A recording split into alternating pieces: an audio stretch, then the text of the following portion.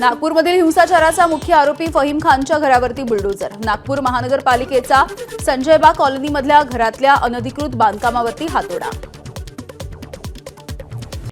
नागपूर हिंसाचार प्रकरणामधील आरोपी युसुफ आसिफ शेख याच्या घरावरती सुद्धा कारवाई। शेख याच्यावरती दंगलीमध्ये सहभागी असल्याचा आरोप आहे। अनधिकृत बांधकामांवरती कारवाई। नागपूर हिंसाचार प्रकरणामध्ये आतापर्यंत 112 जणांना अटक, यामधील 21 जण हे अल्पवयीन असल्याची माहिती। नागपूर हिंसाचार प्रकरणी न्यायालयीन चौकशी व्हावी, ठाकरेंच्या शिवसेनेचे नागपूरचे जिल्हाप्रमुख उत्तम कापसे यांची मागणी। हिंसाचाराच्या प्रकरणी अनेक निर्दोष लोकांना अटक झाल्यामुळे त्याची सत्यता देखील तपासायला हवी, कापसेंची मागणी।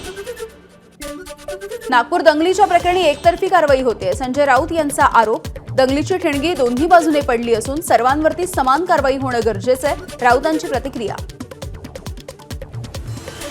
देवेंद्र फडणवीसांनी गृह खात्याचा राजीनामा द्यावा, त्यांना गृह खात्याचं काम आता झेपत नाहीये, संजय राऊत यांचा हल्लाबोल।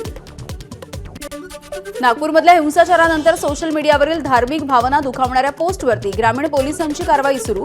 आतापर्यंत नागपूर ग्रामीण पोलिसांकडून 3 आरोपींच्या विरोधात गुन्हे दाखल।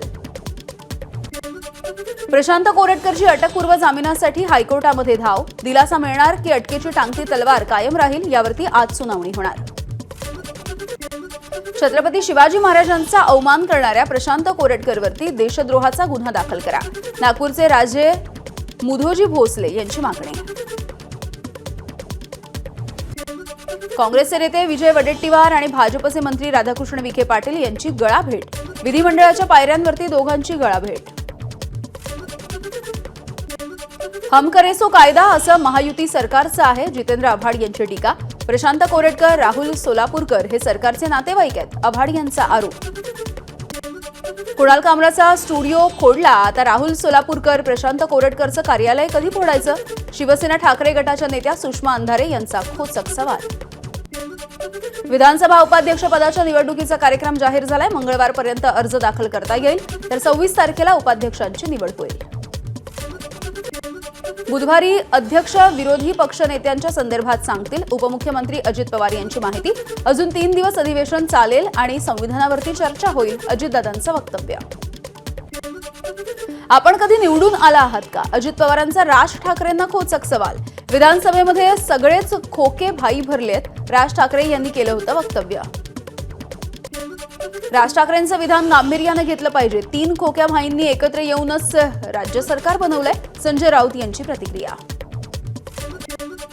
प्रशांत कोरटकरवरती हल्ला करण्याची हिम्मत शिंदेंच्या शिवसेनेनं का नाही दाखवली, संजय राऊत यांचा सवाल। तर कुणाल कामराच्या गाड्यापेक्षा विधिमंडळामध्ये भयंकर गोष्टी सुरू आहेत, राऊतांचा आरोप। उद्धव ठाकरे आणि छगन भुजबळ यांची विधान भवनामध्ये भेट, यावेळेला भुजबळ यांच्याकडून ठाकरेंना जय महाराष्ट्र, तर तुम्ही जय महाराष्ट्र चुकीच्या जागेवरती उभं राहून बोलताय, ठाकरेंचं भुजबळांना उद्देशून वक्तव्य। विद्याविहारमधील सोमय्या कॉलेजमध्ये बनावट मार्कशीट जोडून विद्यार्थ्यांचा 11वी मध्ये बेकायदेशीर प्रवेश, प्रत्येकाकडून 1.5 लाख रुपये घेण्यात आले, यावरती कारवाई होणार का, सुनील प्रभू यांचा विधानसभेमध्ये सवाल। तर 12 जणांना अटक केल्याची मंत्री पंकज भोयर यांची माहिती। एबीपी माझा, उघडा डोळे बघा नीट।